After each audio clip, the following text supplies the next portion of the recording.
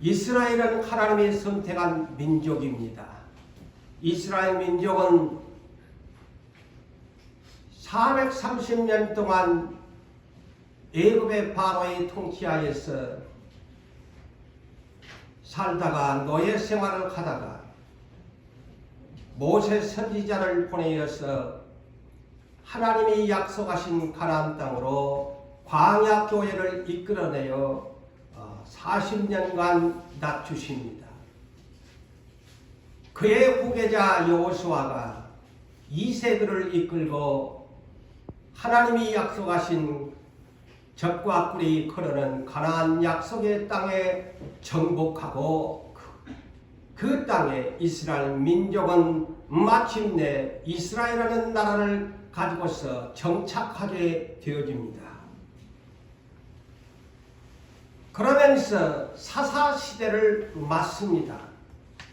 마지막 사사가 누굽니까? 사무엘이죠. 그는 3대의 중직을 사사요, 선지자요, 제사장이라는 이 엄청난 직무를 그가 하나님으로부터 받아서 이제 사사시대를 마감하면서 이스라엘의 왕정시대를 또한 맞게 됩니다.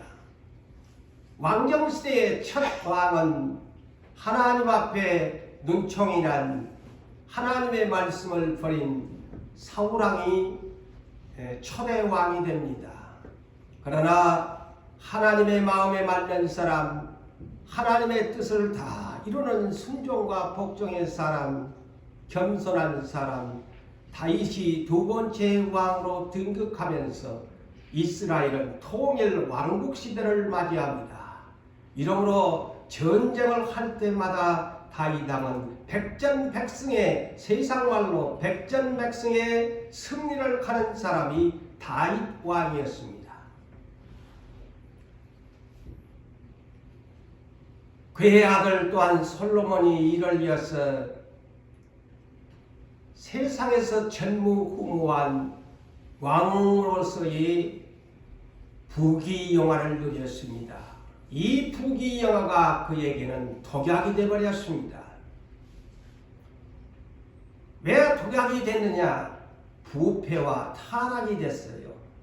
그런 여인들에 대한 감정이 불일듯 일어나서 주변국들의 하나님을 섬기지 아니하는 여인들을 전부 그의 아내로 첩으로 맞아들여 정략적인 결혼을 감행했던 사람이 솔로몬입니다. 성경에서는 그의 여인이 무려 1000명이라고 했지요. 첩이 300명이요 후궁이 700명이라.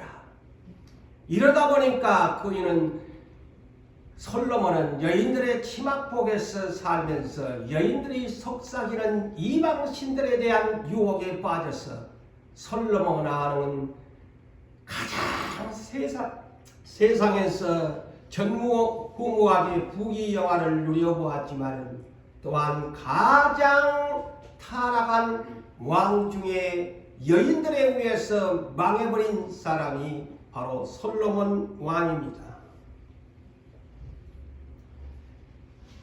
그는 혼인들을 너무나 잘못하게 되죠. 여인들을 애굽의 왕의 딸들로부터 시작해서 주변국의 이방 신상들을 가지고 들어오는 여인들을 그 나라에 끌어들이는 이러한 정말 부패하고 타락한 솔로몬이 되어버렸습니다. 하나님이 이것을 보면서 얼마나 후회했겠어요. 내가 저놈에게 부귀영화를 내가 주었구나. 아마 하나님이 탄식하셨을 것입니다. 그래서 하나님이 작정을 했죠. 내가 이스라엘 민족을 남북으로 분단을 시켜버려야 되겠다. 그리고 차마 자기의 마음에 들고 하나님의 뜻을 이룬 다윗을 생각하사 그 밑에 있는 아들을 분단을 시키려니까 하나님도 마음이 약하신 것 같아요. 그래가지고 솔로몬까지는 내가 유지를 시켜주고 솔로몬의 아들 르호보암 시대부터 이스라엘을 남북으로 분단시키기로 하나님이 결심해버립니다. 그래서 북이스라엘은 분단을 시켜서 10지파를 많이도 줍니다. 그것은 그들이 마음의 지파들이 안 들었기 때문이라고 저는 생각합니다. 왜 그렇게 많이 북이스라엘은 10지파를 떼어줬을까? 그는 솔로몬의 신분 여로보암을 통해서, 여로보암도 악한 사람이지. 그리고 솔로몬의 아들 르호보암에게 2지파를 떼어서 줍니다. 이는 유다 지파와 베냐민 지파, 역대하 11장 1절에 기록되어 있어요. 2지파, 베냐민 지파는 유다를 따라가는데 이스라마라는 지파에 해당됩니다. 하나님이 유다 지파만을 사랑하지 않아요. 종자의 씨앗으로 예수님의 왕국을 이루기 위해서 남겨놓습니다.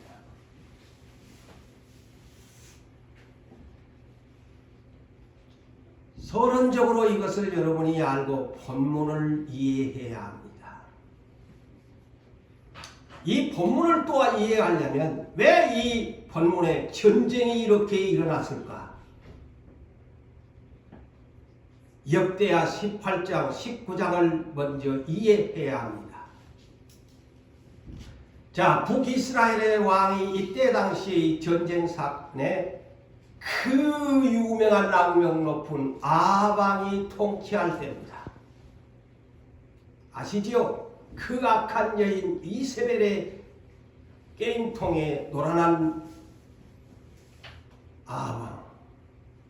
남쪽에는 선한 왕이라고 일컬었던 여호사밧 왕이 통치할 때에 이 문제가 발생하게 됩니다.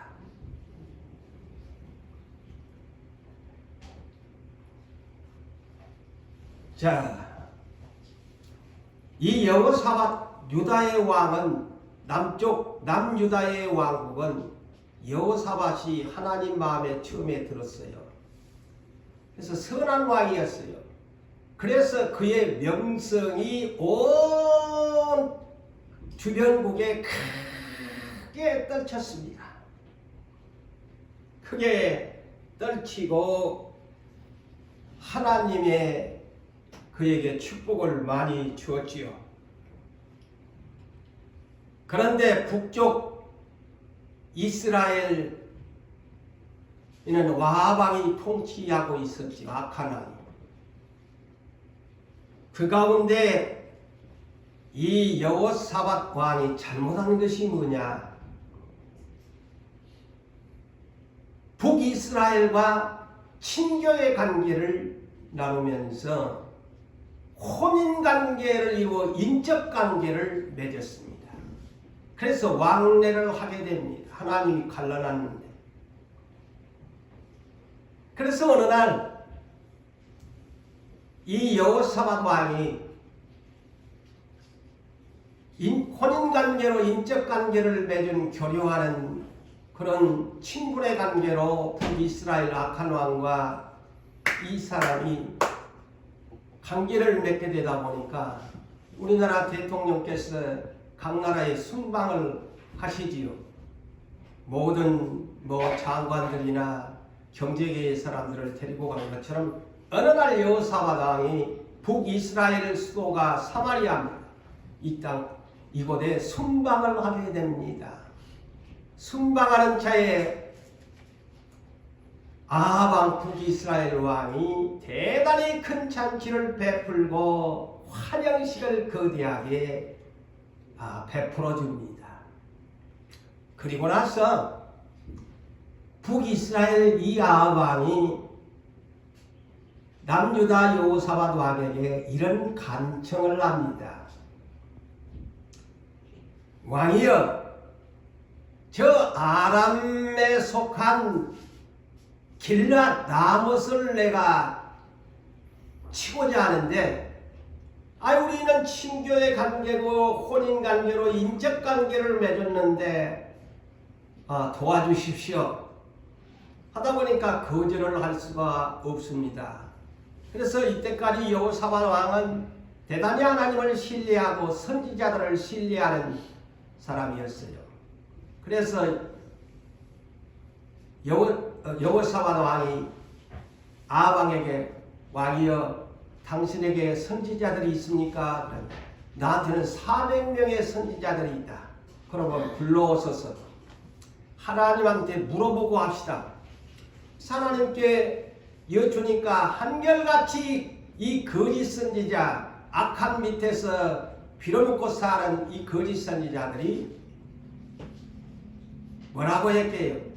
자, 하나님께 여쭈니까 이 전쟁을 할까요 말까요? 하니까 하나님께서 응답하시기를 하나님이 왕의 손에 길란 나봇을 붙이리이다.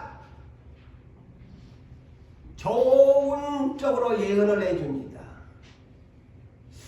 그래도 이 여호사밧 왕이 왠지 그것이 거슬려요. 많은 사람이 선지자가 400명이 있어 물어봐던데 기가 거슬려서 또 다른 선지자 없습니까?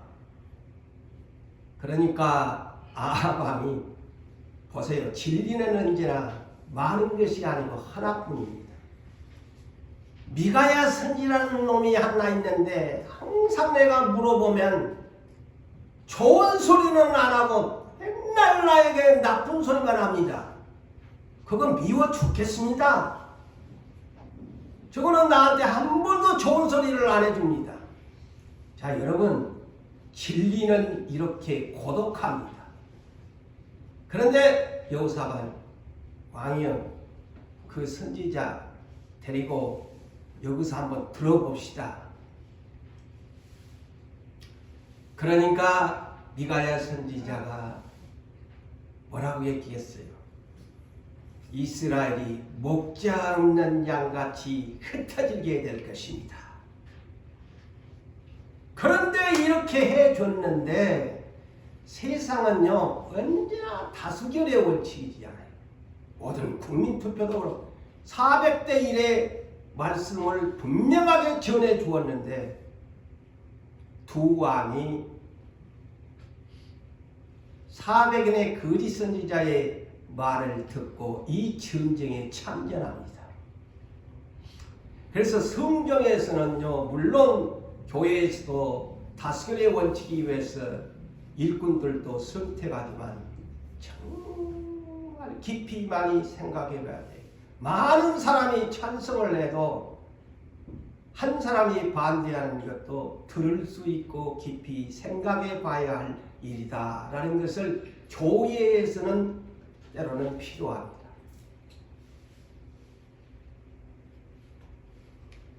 그래가지고 두 왕이 전쟁에 나갑니다. 나가죠. 이 전쟁이 어찌 됐겠어요? 한 사람의 예언대로 됩니다.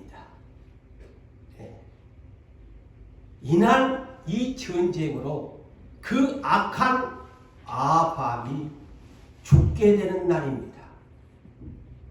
그런데 이곳에 함께 동참했던 여호사밧 왕도 괜히 따라갔다가 목숨을 간신히 부지하고 돌아오는 위기의 순간을 맞이했습니다.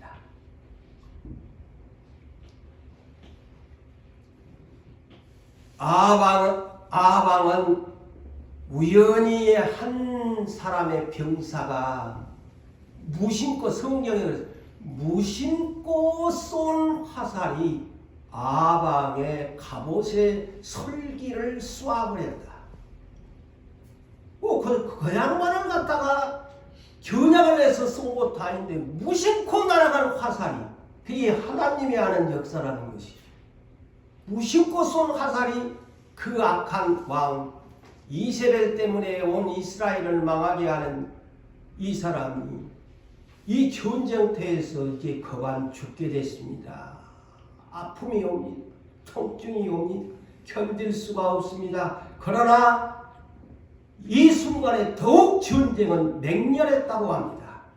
맹렬하다 보니까 왕이라서 병거에 앉아가지고 간신히 아방이 지탱하고 있었는데, 그러면서 끝까지 이 왕이니까 자기의 자존심이 있으니까 병거에 앉아서 자기 아파 숨이 끊어지기 직전의 순간까지도 아람 군대를 막아내다가 해질 무렵 그 전쟁 저녁 때에 그는 비참하게 전사하고 맙니다. 그런데 유다 왕은 괜히 그 오래 따라갔다가 아까도 말씀드렸다시피 그반 엄청 위험을 당했어요. 그 상대국에서 저것이 아왕이다, 저놈을 죽여라, 여호사밧을 향해서 그들이 소리를 치다 보니까 그냥 막 하다가 간신히 목숨을 건져가지고 자기 본국 남유다 예루살렘으로 돌아오게 됩니다. 자, 돌아오게 될 때 어떤 한 사람이 여호사밧 왕을 맞이합니다. 신하들일까요? 자기 왕일까요? 아닙니다. 이는 역대하 19장 1절에서 3절에 기록되어 있습니다. 이 전쟁의 사건, 에후라는 선지자가 나옵니다. 하나님이 미리 전해주었, 저 여호사밧 왕 예루살렘으로 돌아오면 너는 이 말씀을 준비했다가 여호사밧에게 전해라. 그래서 선지자의 사명이 이만큼 큽니다. 미리 알잖아요. 하나님의 뜻을. 나가서 책망을 합니다. 여호사밧 왕이여, 왜 악한 자를 돕고 여호와를 미워하는 자들을 사랑하십니까? 그 때문에 하나님께서 진노하심으로 왕을 앞으로 재앙이 임할 것입니다. 진노가 임할 것입니다. 이것이 오늘 본문의 해답입니다. 이런 전쟁을 맞습니다. 여러분, 악한 자들과 하나님께서는 친교의 관계를 단절하라고 합니다. 그게 어디 있어요? 신약 성경에도 고린도전서 5장을 보십시오. 고린도전서 6장을 보십시오. 교회 안에 이런 악한 자들 여러 가지의 제목을 기록해놨는데 시간상 줄입니다마는 교회에서 그들을 쫓아내라. 왜 사귀느냐? 그런 자들과 똑같아요. 왜 악한 아방과 그런 친교를 맺어가지고 그 전쟁에 참여했나? 왜 도와줬나? 단절해라.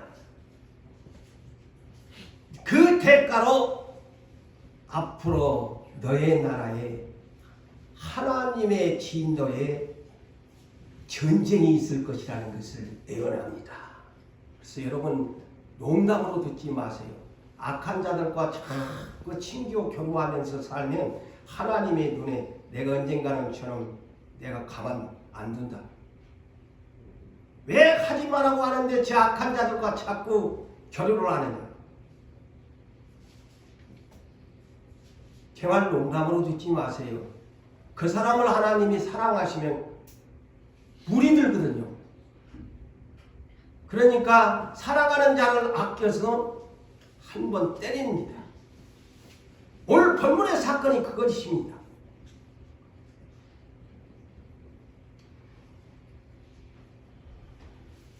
그러면서 이 선지자가 그러나 그랬어요. 진노하심이 임할 것인데 그러나 당신은 참 하나님 앞에 선한 일에 공로가 있다. 응? 그리고 남유다의 그 악한 이세벨 같은 사람들이 섬겼던 아세라 여신상을 다 없애버리고 항상 하나님을 찾는 그런 선한 일이 하나님이 기억하고 있다. 그렇지만 한번 세상 말고 식겁을 할 때가 올 것입니다. 참 재미진 하나님이요. 미리 매를 때릴 것을 선지자에게 가르쳐 주잖아요. 오늘 본문 역대하 20장, 바로 이 에우 선지자가 예언한 그대로 임하는 예언 성취가 이루어집니다. 자, 아람국에 속하는 암몬과 모압 자손이지요. 이들이 누굽니까? 아브라함의 조카 롯의 딸들이 소돔과 고모라가 멸망하니까 남자 씨가 말랐네 착각을 해가지고 자기 아버지 롯에게 술을 먹여가지고 두 딸들이 동침을 해가지고 자식을 낳았는데, 여러분 오늘 본문 1절에 모압과 마온과 암몬과 마온 사람들이다 이렇게 했지요. 이 누구냐? 아브라함의 조카 혈통의 관계자로 이스라엘. 그런데 이들이 적대국이 된 겁니다. 그런데 이들이 이렇게 연합을 해가지고 이 아람국이 곧 일명 아람국이라고 합니다. 아람의 나라가 쳐들어와서 완전히 그냥 이제 막 포위를 해버린 것이죠. 그들의 유관상으로 보니까 왕이 볼 때는 그 정보를 들을 때는 불가능한 전쟁. 이제 우리는 망했다. 자포자기할 수밖에 없습니다. 그래서 본문 1절과 2절을 봅시다. 그래서 1절에 뭐라고 하면 그 후에 이것을 내가 설명하는 거예요. 이 그 후에가 18장 19장의 사건 이후라는 말입니다. 아셨죠? 딱 적어놓으세요. 그 후에가 18장 19장의 사건이다.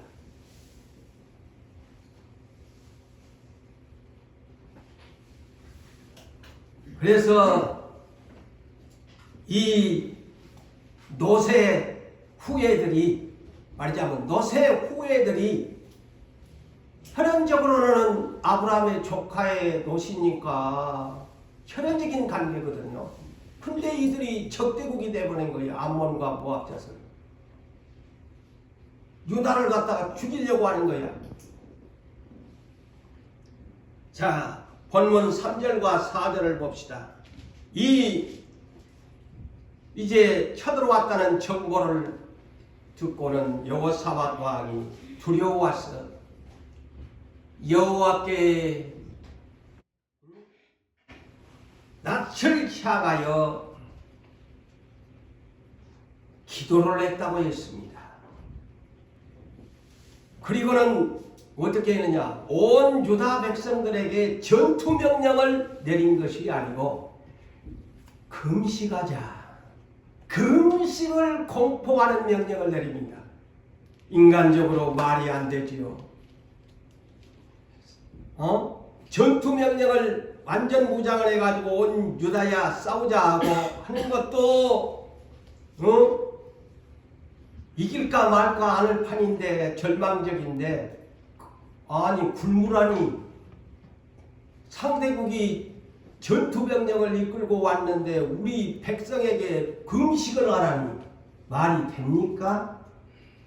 망할 일이지요. 아니 많이 먹고 가서 힘있게 가서 싸워도 이길까 말까 하는데, 아니 군대로부터 온 백성들에게 굴무라니 금식 명령을 선포합니다.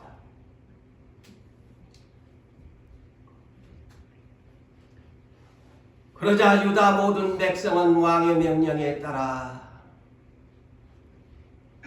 예루살렘 성전이 있는 곳으로 다 하나씩 둘씩 모여듭니다. 이래야 돼요. 교회라는 데가 성전 중심으로 살아가야 합니다. 전부 백성들이 사방에서 모여와서 여호와의 전 앞에 모이게 됩니다. 그리고 금식을 선포했으니까 굶으면서 하나님께 기도합니다. 오늘 본문 13절 그 끝절을 보십시오. 어른들만 모였겠어요? 아닙니다. 전 가족 동원령입니다. 13절을 보세요. 남자들만 모인 것이 아니야. 아내들도 자식들도 어린아이들까지 손에 손을 잡고 여호와의 전 앞에 다 모여들어서 기도를 했다는 거예요. 이 얼마나 대단한 유다 백성의 순종입니까? 금식을 공포하고 무장하라는 것도 아니고 굶으라는데 굶고 기도하자. 하나님만 의지하자. 그래서 하나로 모두가 마음을 같이하여 여호와의 성전으로 예루살렘으로 모입니다. 그리고 한 곳에 모였어요. 한 곳에 이리저리 집에서 그냥 기도한 것이 아니고 마음을 같이하여 한 곳 예루살렘 성전으로 모였더라. 대단한 거 아닙니까 여러분? 이것이 사는 방법이에요. 오늘날 여러분 모여라 하면은 이 핑계 저 핑계 우리 집에는 뭐가 있고 나는 오늘 스케줄이 있고 이 말을 여러분 이렇게 하는데 여러분 해줄 수 있어요? 해줘야 살아요. 전부 각자의 마음 나는 무슨 일이 있어서 오늘 못 가겠어. 나는 오늘 미리부터 약속을 해놔서 못 가겠어. 얼마나 우리 인간은 변명이 많습니까? 그런데 이 나라는 안 그랬네. 이 위기 중에 이것이 살 방법이야.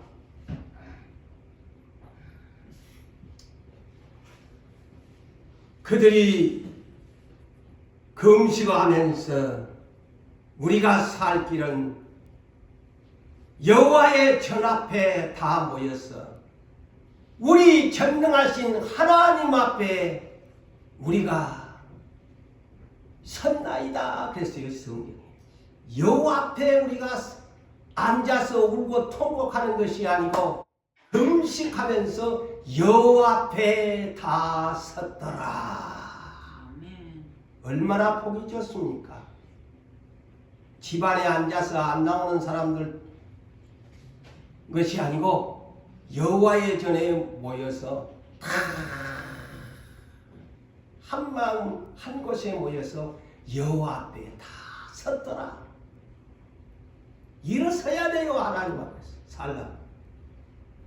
주저앉아가지고 탄식이나 하고 이상한 소리들이나 했었고 트집이나 잡았었고 목사님이 설교가 어떠느니 누가 누구자께 어쩌느니 하지 말고 여러분이 앞으로 하나님 앞에 귀 쓰는 그릇으로 준비하려면 이런 것들부터 깨끗하게 씻어내야 됩니다.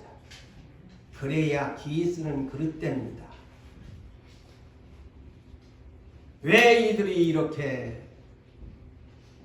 이런 액션을 취했을까요? 그들의 마음속에는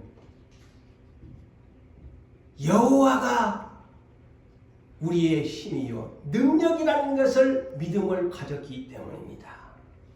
그래서 신약 성경에서는 사도 바울은 오늘날 예수를 믿는 여러분들에게 이런 메시지를 본문과 함께 여러분이 들으시면 그렇구나. 왜 이스라엘 유다 백성들이 그렇게 온 마음을 가지고 한 곳에 모여서 여호와 앞에 섰을까? 그것을 이해할 수 있습니다. 이는 고린도후서 4장 7절로 9절의 말씀에 사도 바울이 이런 상황을 만난 사람들에게 믿음으로 주시는 메시지의 말씀입니다. 뭘까요?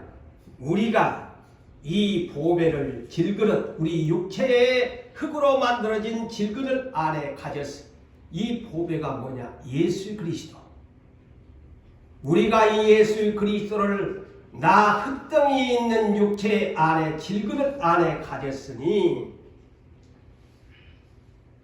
예수는 누구냐? 이는 힘이 큰 능력과 큰 능력이 하나님께 있음을 알게 하려 함이라. 예수를 내 안에 주신 것은 힘이 큰 능력이 하나님께 있음을 알게 하려고 이 질그릇 내 안에 예수의 보배를 보내셨다. 이겁니다. 힘이 큰 능력, 영광이 하나님께 있음으로 그 아들 예수 그리스도를 우리 질그릇 안에 보혜사 성령을 보내심으로 있게 하셨다. 그러시면서 이렇게 사도 바울은 말합니다. 자, 예수가 내 안에 계시기 때문에, 보배가 계시기 때문에, 그분은 힘이 큰 능력이 있는 분이시기 때문에 우리가 사방으로 우겨쌈을 당하여도 쌓이지 아니하며, 자, 설명 잘하지 않습니까? 우리가 사방에 우겨쌈을 당하여도 쌓이지 아니하며, 답답한 일을 당하여도 낙심하지 아니하며, 박해를 받아도 내가 버림받지 아니하고, 거꾸로 뜨림을 당하여도 내가 망하지 아니한다. 왜? 내 안에 보배 예수 그리스도, 크신 능력의 하나님의 힘이 있기 때문이다. 이제 아셨죠? 유다 백성이 그런 여호와를 신뢰하는 마음을 가졌기 때문에 금식을 선포하고 여호와 앞에 일어나서 그 기도를 했던 겁니다. 당신만을 믿습니다. 당신만을 의지합니다. 아무리 저들이 군대를 에워싸고 큰 무리가 왔어도 여호와는 만국을 다스리는 하나님이신데 하면서 불쌍히 여겨달라고 배를 굶고서 기도했다는 사실, 아버지 하나님이 볼 때는 작아도다. 너희들이 배를 굶고 나를 의지하는데 내가 가만히 있을 수 있느냐? 누구들한테 기적을 베풀어 주지? 할렐루야. 그런 하나님이야. 하나님께 그래서 잘 보여야 돼. 하나님의 마음을 움직일 수 있는 그러한 믿음이 우리에게서 우러나와야 합니다. 보편적인 액션을 가지고 하나님의 마음을 움직이려고 하지 마세요. 특별한 액션을 취해가지고 하나님이 나를 알아주기를 위해서, 그것이 지혜입니다. 그것이 지혜지요. 또 고린도후서 6장 8절에서 10절로 우리가 위로를 받읍시다. 질그릇 인생 7가지를 이렇게 사도 바울이 그런 환경에 있어도 절대로 낙심하면 안 된다는 뜻으로 이렇게 소개합니다. 7가지를 소개합니다. 우리는 속이는 자 같으나 참되고, 자, 우리의 환경이 누가 보면 저 교회는 모든 사람들이 거짓말하는 교회 아니야? 잘못된 교회 아니야? 그렇지만 이곳에 뭐라고 합니까? 우리는 속이는 자 같으나 참된 진리의 교회다. 그 첫 번째입니다. 두 번째는 저 교회 이름도 없는 무명한 자 같으나 유명한 자요. 힘을 얻읍시다. 죽은 자 같으나 세 번째 살아있네. 살아있네. 네 번째 징계를 받는 자 같으나, 저놈의 교회는 맨날 아프고 뭐 되는 일도 없고 징계를 받는 자 같으나 죽임을 당하지 아니하고,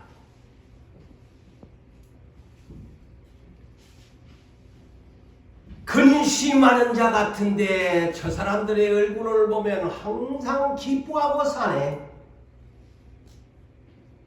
그게 믿음이지요. 여섯 번째는 저 사람은 가난한가, 저 교회는 가난한 교회 같은데 많은 사람을 믿음으로 부여하게 하는 교회네. 내 말입니까? 왜 이런 말을 성경에 기록했나요? 이것이 눈에 띄어야 합니다. 그래야 내가 이런 환경 속에서 믿음으로 극복할 수 있습니다. 이겨낼 수 있습니다. 일곱 번째, 아무것도 없는 자 같은데 모든 것을 가졌네.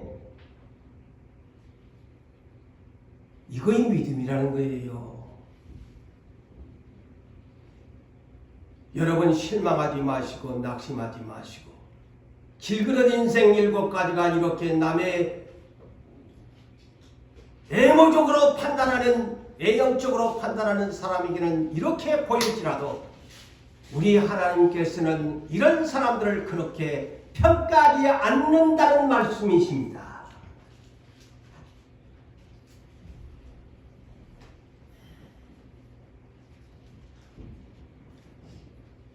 그래서 여호사밧 왕도 순간적인 지혜의 방법을 얻은 것입니다. 인간적인 방법, 동원해서 전투 명령을 내려서 맞서 싸우는 것보다도 왕의 리더십은 하나님 앞에 특별한 액션의 지혜를 동원한 것입니다. 금식을 선포하자. 우리 인간적으로는 생각으로는 도무지 이길 수 없으니까 특별한 액션을 동원해서 하나님 앞에 잘 보이면 우리가 이 전쟁에서 승리할 수 있다. 그래서 여호사밧 왕이 전부 어디다가 하나님이 이름을 걸어놓은 예루살렘 성전에 모인 것입니다. 여호와 앞에 모두가 선 것입니다. 여호사밧 왕이 오늘 본문에 아까도 우리 장로님이 대표 기도를 하셨지만 여호와의 성전 앞에 이 왕이 대표 기도를 했어요. 오늘 본문에 그 대표 기도 내용이 기록됐네. 응? 대표 기도 하잖아요. 5절에서 12절을 참고하십시오. 여호사밧 왕이 여호와의 성전 뜰 앞에 백성들 가운데 서서 그랬어요. 백성들 가운데 서서. 자, 기도 내용을 보니까 우리 조상들의 하나님, 우리 아브라함과 이삭과 야곱 그 믿음의 선진들의 하나님 하면서 이방 또한 모든 하나님을 믿지 아니하는 이방 모든 나라도 다스리시는 하나님. 이것이 뭡니까? 주권자 하나님에 대한 기도로 첫 입술의 문을 엽니다. 그러면서 지난날에 주께서 우리 조상들에게 이 약속의 땅, 가나안 땅을 안 주셨습니까? 영원히 주셨지 아니합니까? 근데 그들이 이 땅을 우리를 쫓아내려고 이곳에 왔는데 하나님 그대로 두고 보시면 안 되지요. 하나님이 약속하셔가지고 하나님이 주신 것인데 왜 저들에게 침략을 당하여 쫓아내고자 하십니까? 하나님이 듣기에 딱 하나님의 마음을 움켜잡잖아요. 아니 당신이 주셔놓고 왜 쫓아내려고 하느냐?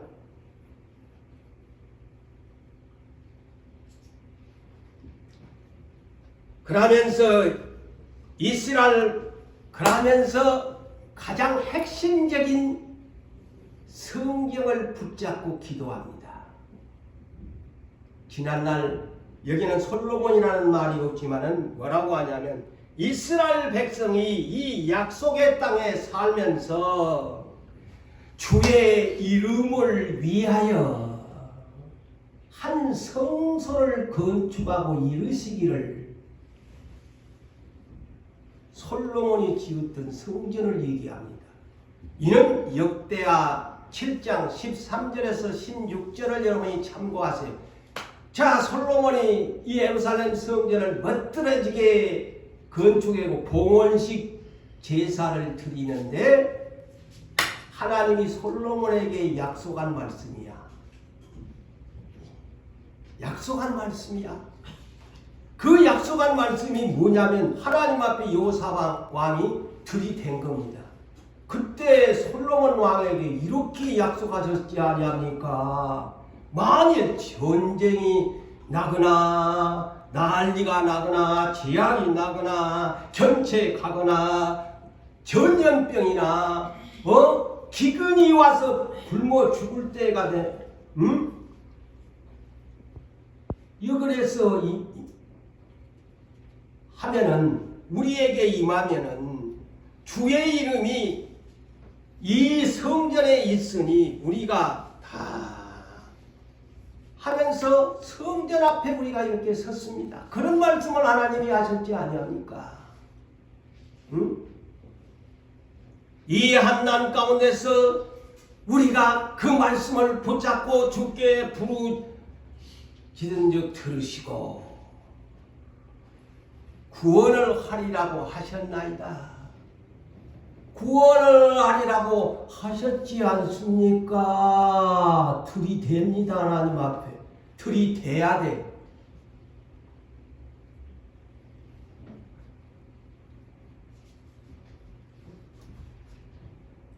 그러면서 우리 하나님이여 그들을 징벌하지 왜 않습니까?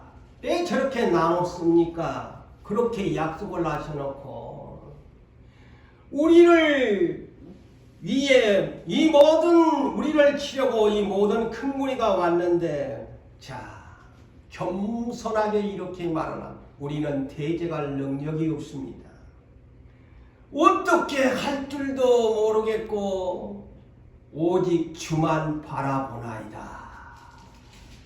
오직 주만 바라본다는 말이 여호사밧 왕이 쓰는 말이 기도의 내용입니다. 오직 주만 바라보나이다. 한마디로 성경을 붙잡고 약속하신 말씀을 붙잡고 하나님 앞에 금식을 선포하고 들이댑니다. 그러니 하나님이 꼼짝을 못하지. 여러분 제가 항상 그러죠. 무지하게 예수 믿지 말라고. 저도 무지한 사람입니다만 오해하지 마시고 세상 것은 무지해도 하나님을 믿는 사람은 절대 하나님을 아는 지식, 예수를 아는 지식이 무지하면 안 됩니다.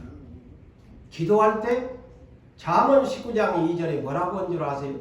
지식이 없는 소원은 기도는 선하지 못하다.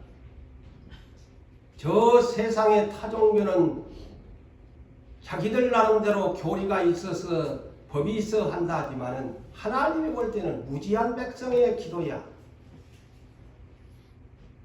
목탁 두드리면서 나미아미 타합을 간셈 보살 그게 무슨 소용이 있나요? 하나님과는 무지한 기도에 불과합니다. 천지 심령이여 비나이다 비나이다. 무슨 물그릇 하나 떠놓고 뭐 하나 차려놓고 비나이다 비나. 그게 무지한 기도야. 지식 없는 기도야. 하나님의 백성은 요한복음 15장 7절에 예수님이 기도할 때 이렇게 이래. 너희가 내 예수 안에 붙어있고 그 다음에는 너희에게 주신 말씀 안에 거하라. 말씀 안에 거하라고 합니다. 그리하면 무엇이든지 이루어 주시리라. 여러분 성경 구절을 많이 외워놓으세요. 그것도 못 외우면 성경을 딱 펼쳐놓고 저녁에 이 교회 와서도 할 때에 성경을 딱 오늘 내가 이것을 가지고 내가 못 외우니까 성경 보고서 눈 뜨고 기도해도 돼. 하나님 눈 감고 해라고 그랬나요? 눈 뜨고 기도하면 돼. 기도 못하면 저거 갖고 나와서 하나님 앞에 기도하면 되는 것이고 뭐 그것이 어렵다고 기도 못하네 합니까? 그게 자기 자존심이지. 왜 무식하게 타종자처럼 말씀한다 모르고서 하나님한테 주시옵소서 저녁 내 성경 구절을 나오지 붙잡지도 않고 주시옵소서 하나님은 믿습니다 주세요 무슨 뭐 세상 종교에 무슨 뭐 보세요 이 여호사방 하나님의 주권부터 시작해가지고 응? 솔로몬 성전에서 약속했던 말씀을 붙잡고 땡깡을 놓지 않습니까?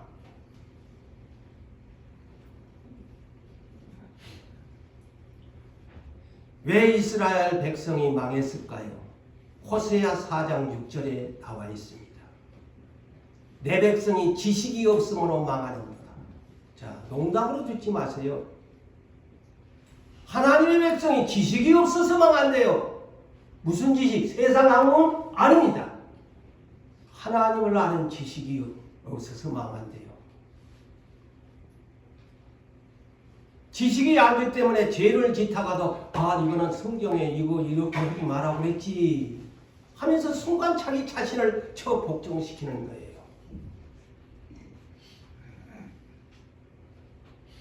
지식이 없어 망하는도다. 너가 나 하나님의 지식을 버렸으니 나도 너를 버리리라. 무슨 말씀 이해요 아니에요? 하나님 말씀 여러분이 버리고 살면 하나님도 당신들을 버리신대요. 내 말입니까? 대표적으로 누구? 사울왕? 사무엘상 15장 23절 네가 나의 말씀을 버렸으니 나도 너를 버려 왕이 되지 못하게 하리라. 똑같은 말입니다. 그래서 사울왕이 망한 겁니다. 하나님의 말씀을 버려버린 거예요.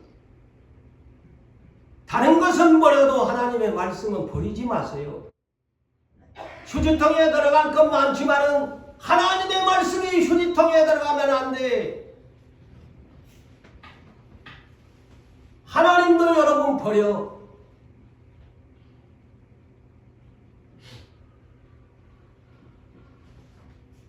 그러면서 뭐라고?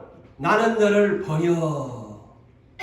내 말을 지식이 없어서 네가 망하는데 나도 너를 버리는데 어떻게 버려? 내 제사장이 되지 못하게 할 것이다. 이 시간 여러분 다 제사장입니다. 말씀 없는 하나님의 말씀을 버리는 사람이 이 시간 제사장이 돼서 하나님께 예배드리신다고요? 예배드리신다고요?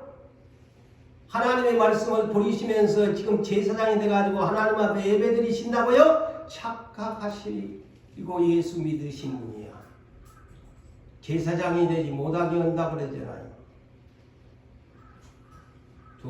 또 너가 너의 하나님 율법 그 줄여서 십계명을 하나님의 말씀의 법을 그게 뭡니까? 사랑하면 다 지키게 돼 있대요. 응? 마음을 다하고 뜻과 성품과 목숨을 다 사랑하면 지킬 수 있어요. 그런데 어떤 문제가 되면 내 뜻에 맞지 아니하면 내가 그날 어떻게 이 십계명 중에서 무엇을 하는데 나하고 안 맞아 하긴 그러면 뭐 율법주의자가 나오게 되어지고 그렇게 되잖아요. 여러분 스스로가 너무 율법에 매인 것처럼 얘기를 하고 마음을 다하면 사랑하게 됩니다. 사랑은 여러분 사랑해봤잖아요. 연인간에 다 주고 싶은 거야. 다 하고 싶은 거야. 약속을 지키고 싶은 거야. 어려워도 약속을 지키고 싶어집니다. 그래서 이 모든 율법이라는 것도 사랑으로 그래서 예수님이 완성을 사랑하면 지키면 된다. 네가 사랑함이 없으면 네 뜻대로 하면 돼.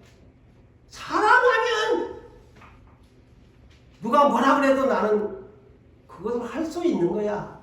제 말이 틀렸습니까? 이는 마태복음 22장 37절로 십계명에 대한 예수님의 해석이죠. 사랑하면 한다. 근데 네가 사랑이 부족하면 막 불평이 생기고 왜 이 한 계명을 지키려는데 이래 하느냐.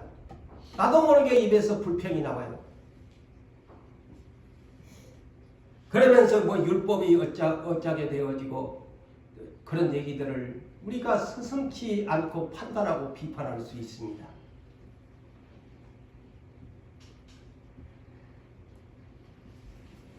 사랑하는 성도 여러분,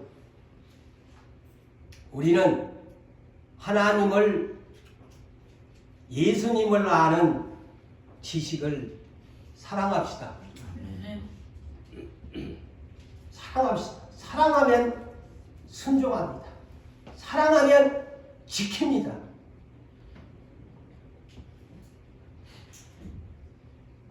그렇지 않을 바에야 조용히 불순종하면서 버려도 돼. 그거의 차이야. 종이 백지 한 장 차이야. 이 문제는 생각의 차이야. 사랑하면 할 수 있지만 이 종이 한 장 너머에, 그 얇은 종이 한 장 너머에 내가 사랑이 부족하면 불순종할 수밖에 없지요. 어렵게 해석할 필요 없어요.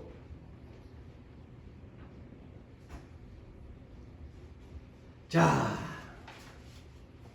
여호사밧 왕이 간절하게 기도를 하나님이 응답이 있게 없게요. 응답이 있네요. 이렇게 들이대고 금식을 하는데요. 하나님이 무정한 하나님도 아니고 세상에 네이지파에 속한 네이사람 야젤 선지자에게, 왕에게 백성에 임한 것이 아니고 하나님은 질서의 하나님이시죠. 선지자 네이지파에 하나님의 일을 직무하는 사람들 중에 야셀이라는 선지자에게 하나님의 응답이 떨어집니다. 너희는 이 큰 무리로 인하여 두려워하거나 놀라지 말라. 하나님이 이루하십니다. 이 전쟁은 너희에게 속한 것이 아니요 나 하나님께 속한 것이다. 이미 하나님이 역대하 19장에 이 여호사밧 왕이 그랬잖아요.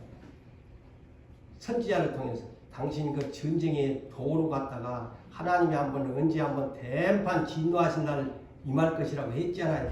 그러니까 지금 이런 전쟁을 하나님이 알게 해주려고 지금 여호사밧한테 이 전쟁을 준 거예요. 그러니까 이 전쟁은 네한테 속한 것이 아니다. 내일 오늘 응답 받았으니까 내일 너희는 그들에게 가서 맞서 나가라. 싸우라가 아니고 맞서 나가라는 거예요. 이 전쟁에는 너희가 싸울 것이 없으니 조직적으로 대열을 줄을 서가지고 대열을 이루고 서서 내일 그들을 맞서 나가라. 맞서 나가라. 나가면 여호와께서 너희와 함께 하리라 하셨느니라. 이것이 선지자의 전하는 하나님의 계시의 말씀이었습니다. 참 기가 막힌 일 아닙니까? 자, 여기에서 또 믿음이야. 자, 여러분 말이 됩니까? 하나님 눈에가 천군이 우리 눈에 보이는 것도 아닌 기고, 근데 그 병기를 가지고 연합군이 찾아왔는데 세상에 나가서 맞서라는 거야. 그냥 일렬 정도를 서가지고 줄을 서가지고 화물을 이루면서 그냥 그렇게만 있으면 이긴대. 참 그래서 믿음이라는 이 법칙은요, 우리 육신의 생각으로는 절대 해결을 못합니다. 우리 교회도 오늘날까지 걸어오면서 이 믿음이라는 두 글자 앞에 여러 해석을 할 수밖에 없습니다. 믿음이 따라주지 아니하면 이 모든 것이 어리석게 보여지고 잘못된 것 같이 보여지고 그러지요. 그러나 끝까지 믿음의 눈으로 바라보고 말씀을 의지하게 되어지면 이 믿음의 하나님의 생각의 수는 끝내 놀라운 축제를 만들어 주신다는 사실을 믿으시기를 바랍니다. 지금도 종이 한 장 차이야. 그 너머에 불신이 있고 그 너머에 믿음의 확신이 있는 거예요. 종이 한 장 차이야. 별것 아니에요. 고정훈 목사의 믿음, 여러분의 믿음 종이 한 장 차이예요.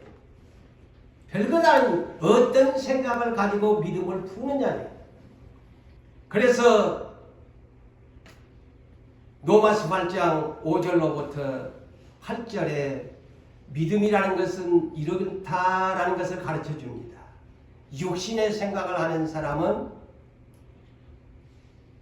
육신의 일을 따르게 되어지고 육신의 생각은 사망이 되어 하나님과 원수가 된대.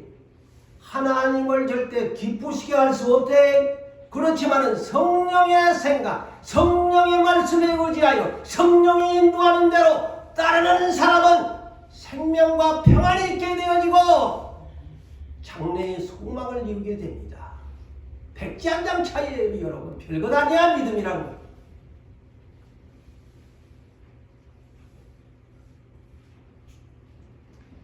자, 이 말씀을 들은 왕 얼마나 겸손한지 보세요.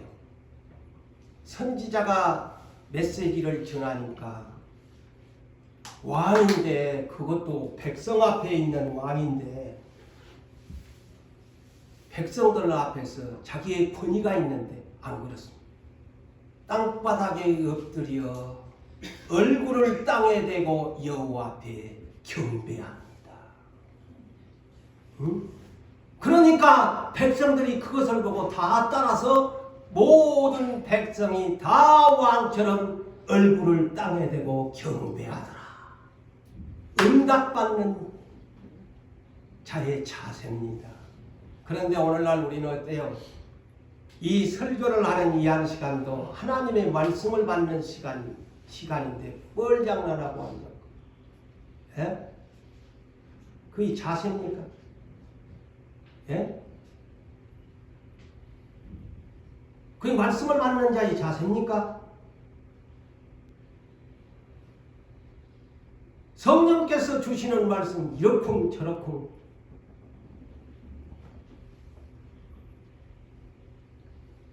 그러면서 왕이 멋진 왕이지요. 두 가지를 선포합니다.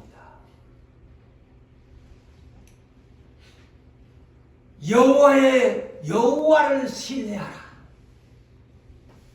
역대하 20장 20절에 외우기도 좋아요. 기억하세요. 우리 교회 누가 어떤 한 장로님이 정정설 장로님이 항상 이 말을 내가 뒤에서 들어보면 기도할 때마다 이 문구를 사용합니다. 역대하 20장 20절. 그게 뭡니까? 오늘 이 사건에 여호사 왕이 백성들에게 공포하는 내용입니다. 여호와를 신뢰하라. 그리하면 견고히 서리라. 그의 종 선지자들을 신뢰하라. 그리하면 형통하리라. 여러분이 형통하기를 원하면 주의 종들을 신뢰하세요. 종들 갖고 이러쿵 저러쿵 불신하지 말고, 때로는 인격이 부족하고 때로는 무지하고 못생긴 것 같고 못난 것 같고 못 배운 것 같고 할지라도 주께서 세운 종들을 여러분이 겸손하게 이 왕처럼 신뢰하면 형통해지고, 여호와를 첫째로 신뢰하면 여러분이 절대로 흔들리지 않습니다.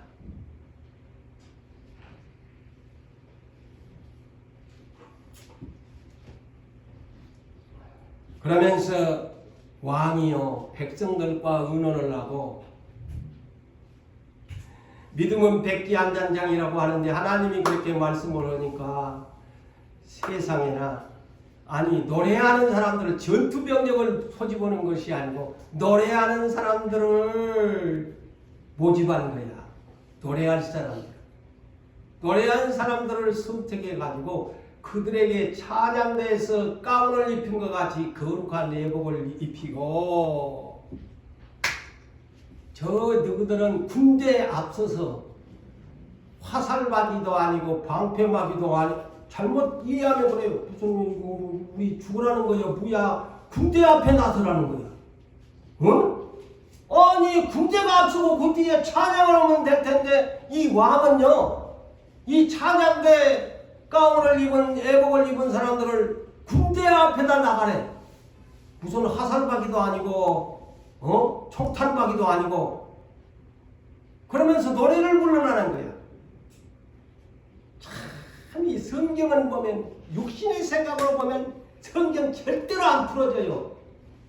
하나님은 그래서 미련한 것으로 전도에 미련한 것으로 우리에게 하나님의 능력을 주신다 그랬잖아요. 고린도전서 1장 18절. 미련하게 보이는데 세상 사람이 볼 때는 미련한 거야. 이 예수 믿는 사람이. 무슨 십자가를 앞세우고 무슨 저들이 십자가 군병이라는 거야. 그때 거의 하나님의 생각의 고수의 방법이야. 진짜와 가짜를 가려내는 방법이라니까. 진짜 네가 십자가 믿냐? 그거 보는 거야. 그래 앞서서 나가잖아요. 근데 어떤 찬송을 불렀게요? 저는 그래서 이 설교를 좀 시편 136편이 이 찬송이구나를 알았습니다. 설교를 준비해. 시편 136편이요. 1절에서 26절까지 감사하라가 26번이 기록되어 있습니다. 그런데 이 전쟁터에 이 노래를 부르고 나갑니다. 감사하세. 그 인자하심이 영원하리로다. 그 시편 136편 1절에서 26절까지의 내용입니다. 그때 이 찬송을 불렀네. 세상에나. 아니 전쟁터에 무기는 안 갖고 애복을 입혀가지고 여호와께 감사하세. 그 인자하심이 영원하리로다 하면서 막 노래를 막 부른 거야. 아니 감사가 나오겠습니까? 적군이 앞에가 있는데 앞에다가 세워놨는데 이 사람들보다 그런 노래를 부르고 나가라는 거야. 근데 순종하잖아요. 아이고 그게 인자하심이 감사. 전쟁이 일어났는데 감사합니다. 그 인자하심이 영원함입니다. 막 찬양대가 노래를 부르기 시작할 때에 하나님이 천사들을 복병을 두어가지고 그 족속들이 서로 그냥 치고받고 죽이게 만들어버립니다.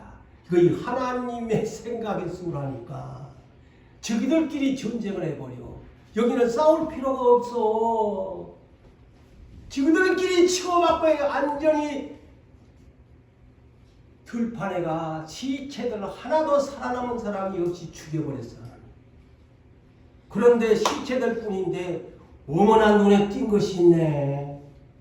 어머나 재물이, 의복이, 보물이 너무너무너무 전리품이 많이 쌓여가지고 손도 안 댔는데 이런 하나님의 은혜에 기적을 주시다니.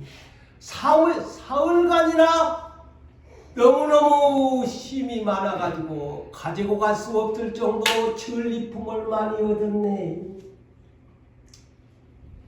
이야,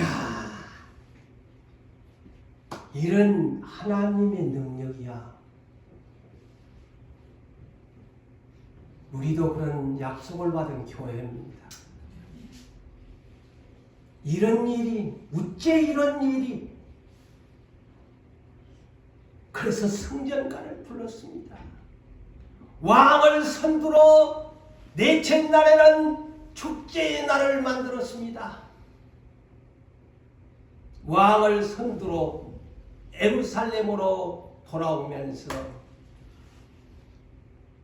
예루살렘 성전, 하나님의 성전으로 경비하러 이들이 나간 관열악 합주를 합니다. 비파와 수금, 나팔, 관열악이지요. 합주를 하면서 얼마나 춤도 췄겠어요.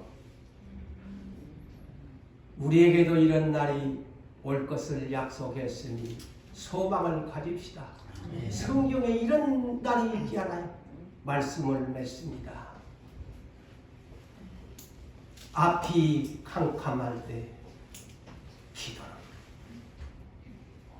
밝아오는 그러나 새 아침이 오는 날에는 축제의 날이 있다는 사실을 믿으시고 끝까지 견고하게 서서 하나님을 신뢰하고 주의 종도를 신뢰함으로 형통해지는 여러분 되시기를 주의 이름으로 축복합니다.